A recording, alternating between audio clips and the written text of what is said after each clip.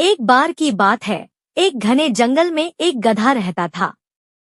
वह बहुत चालाक और होशियार था। एक दिन उसने सोचा, क्यों न मैं खुद को जंगल का राजा बना लूं। उसने एक चाल चली और जंगल के सभी जानवरों को इकट्ठा किया।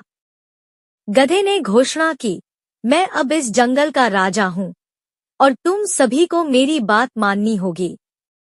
जानवरों ने हैरान होकर पूछा, तुम गधा हो, राजा कैसे बन सकते हो? गधे ने मुस्कुराते हुए कहा, मैंने एक सपना देखा है कि मैं राजा हूँ और सपने सच होते हैं।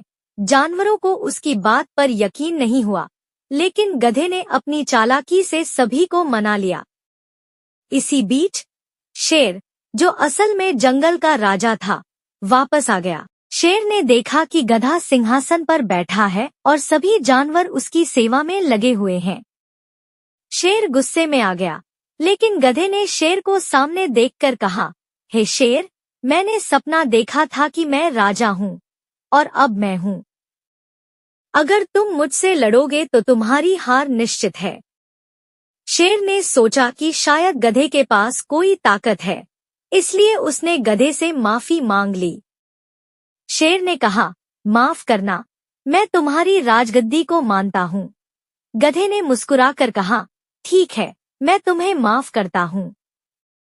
इसके बाद सभी जानवर गधे की सेवा में लग गए। हर दिन वे गधे के लिए स्वादिष्ट फल, सब्जियां और अन्य खाने लाते। गधा आराम से सिंहासन पर बैठा रहता और अपनी राजगद्दी का आनंद लेता।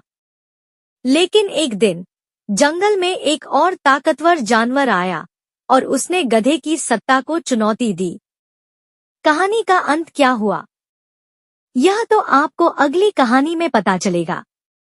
इस कहानी का सबक यह है कि चालाकी और होशियारी से बड़े मुश्किल काम भी आसान हो सकते हैं, लेकिन हर चालाकी का एक अंत होता है।